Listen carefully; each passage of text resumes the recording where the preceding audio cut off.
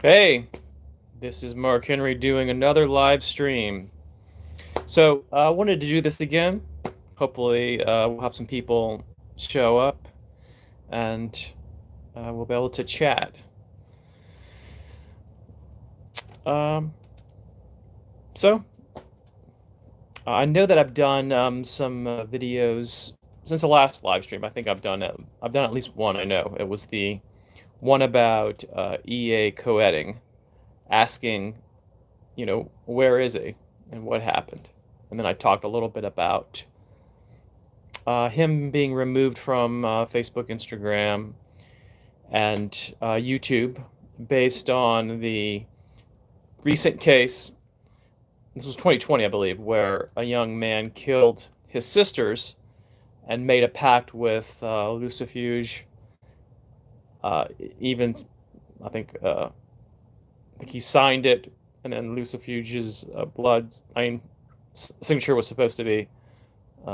It was not supposed to be there, but in any case, this got linked to EA because this person was a part of his online forum, and investigators went through EA stuff and found some of his books that mention ritual sacrifice and killing and that sort of thing.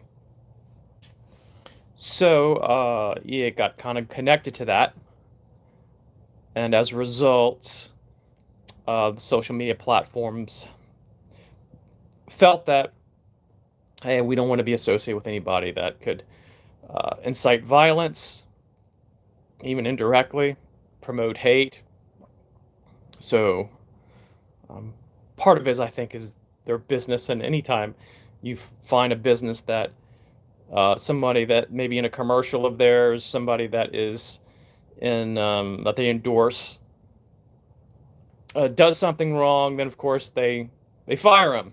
Okay, so this isn't anything new. So this isn't surprising to me that this happened. That it makes these social media platforms look bad, in their eyes, if they allow certain people that don't to be on there that don't conform to their image. So let me know what you think about that. I'm curious. We got a pretty good discussion and got some pretty good comments on the whole EA co-editing thing in my Facebook, excuse me, the YouTube, on the YouTube channel. So it looks like we still don't have anyone at the moment. So, well, I guess I will keep talking. Okay. So, how is everyone's Halloween? Or if you hear this later, post a comment. How was your Halloween? Because I'm very curious. Halloween is a really important holiday for me. It's always been something that I've loved, even as a child. Always dressed up, always had things to do. It was something that my parents promoted big time, especially with my mom. That was her thing, the scary stuff. Even when I was real little, even with 3 or 4, we were watching The Exorcist together. So that's just kind of how I was raised. So Halloween was always something that was very exciting time. So that has kind of carried over since until I was adult. As they say that we're all basically adult bodies with children inside. Does anybody here also participate in a Samhain ritual? If any of y'all are not sure what Samhain is, it's basically comes from the Celtic tradition, a holiday where the veil between the living and the dead is the thinnest. It marks the end of the lunar year because the Celts followed a 13-month lunar cycle. We follow a more of a calendar cycle based on the sun, solar. So it's the end of their year and kind of the beginning of the year at the same time. So it's kind of like a New Year's Eve holiday in that respect. and marks the end of the harvest and the beginning of the winter months. So let me know if you all participate in that. I know that if you're somebody who is pagan, Wiccan, there's a chance that you all might participate in that. Also, if you all want to check it out, on Patreon, I have a picture, actually, I think maybe 2 pictures of myself on Halloween if you're curious about what I do when I dress up. Nothing really too big this year, but it's a public post so anybody can see it. But I had a really good time. Went to a haunted house. We have one that is in Baton Rouge called the 13th Gate, which has won some serious awards over the years. And it's something that I go to every year. And then we go kind of do that, and after we dress up and kind of enjoy everything. Does anybody have any questions or comments about some of the videos that I've been doing? For example, we did the Holy Guardian Angel. We've done different things about the tarot, the Judgment card. Anything at all?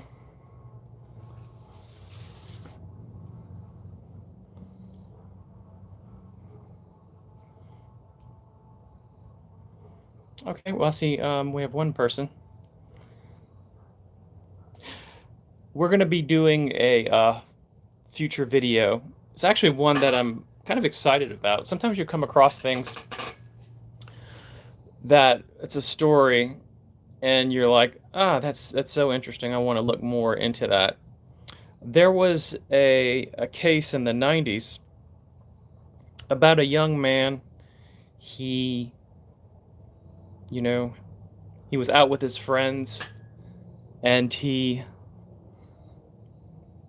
went to dinner with his friends, and one of his other friends brought someone along, and they hit it off. They started talking, and it was apparent that the woman had a strong romantic interest in the guy, and at the end of the night, but he didn't reciprocate. She asked him to kind of go home with her, and he kind of rejected her, saying, I'm really not interested in that right now. So let's be friends. And she didn't take it well. And then in preceding days, certain things started happening to him. And after he rejected her, she actually put supposedly a death curse on him, and actually told him that he was going to be dead within 7 days. So I'm going to be posting a video about that, and we're going to kind of look at it and maybe analyze some of it.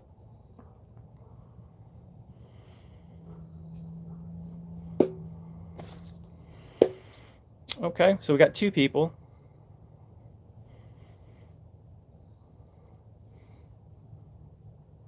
Yeah, this is, I don't know if y'all are fans of House of a Thousand Corpses, Rob Zombie. I think it was his first movie. It's one of my favorite shirts. Captain Spaulding, the clown. Clowns are interesting things. I thought about doing a clown video. What is it about clowns that's so divisive? Let's see.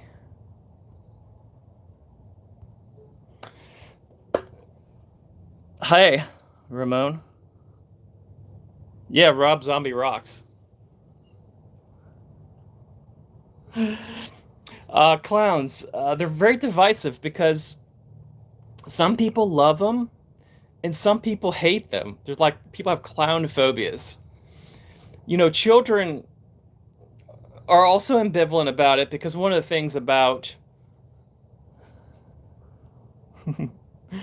one of the things about clowns that throws kids off is that when you're young, your language is developing, and you don't quite understand everything that an adult says necessarily, but you understand body language and you understand facial cues.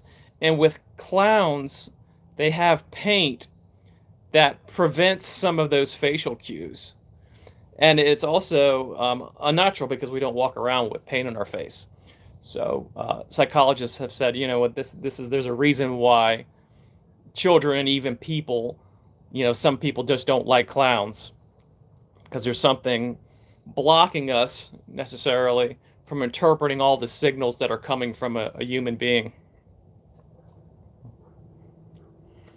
And then, of course, you have some people like John Wayne Gacy who would dress up like clowns and murder people and manipulate them and all of that.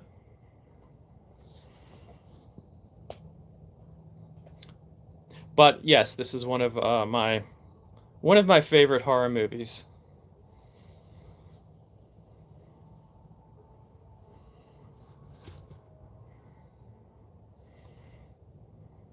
Yeah, I was talking earlier about Halloween in case some people were coming in kind of late, wondering what other people were doing during that time. Well, as far as the holidays too are concerned, we're in November. So after Halloween, then you have like the Day of the Dead. Hey, JK. You have the Day of the Dead, and then later on in December, I guess what would be, even though these are different from different cultures, we have the winter solstice coming up, where the calendar year there is the same amount of lightness to darkness in the year. Thanks.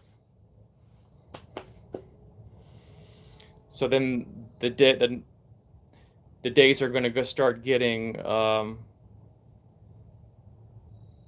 going to start to get. That's like, or maybe no. That's the longest night of the year. I think. That's what I think. That's what I'm remembering.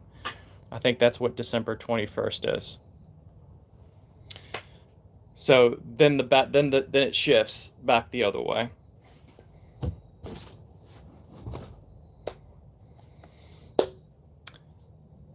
So yes, we got 2 people. Thanks for showing up. Felt like reaching out and connecting with y'all. Seeing how everyone's doing.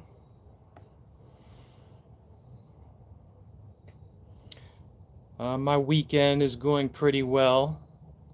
The temperature's really good down here. It's starting to get cool, but it's not cold. And at the moment, for these next few days, I have the house to myself, which is nice. Which is cool. I have my babysitting my dog. He is, you might see him pop up there in certain videos. He's a little American Eskimo white dog. He's 14, so he's pretty old. So if you see him kind of like, waddle this way and look at me, he's wondering what I'm doing. He's my supervisor. He wants to make sure that I'm providing good quality content to y'all. So, well, okay. Also, before I forget, if you all haven't checked out my Etsy shop, it's fairly new.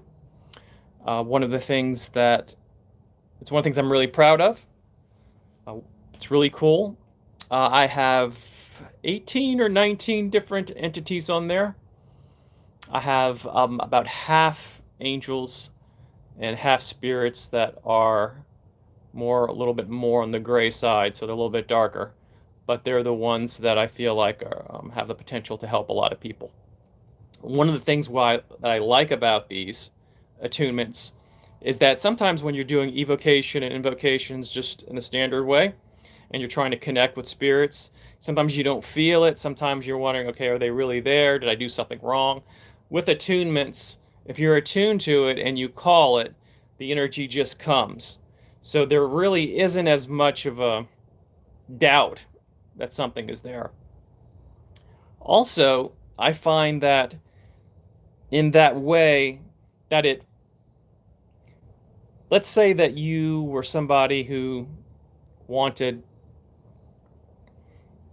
to be more financially set, have more prosperity, more abundance, and you wanted to work with somebody like a Zadkiel or Bune or some spirits like that, that by calling these entities through your attunement, it's the energy. It's not like necessarily that the spirit is in you. It's not a possession.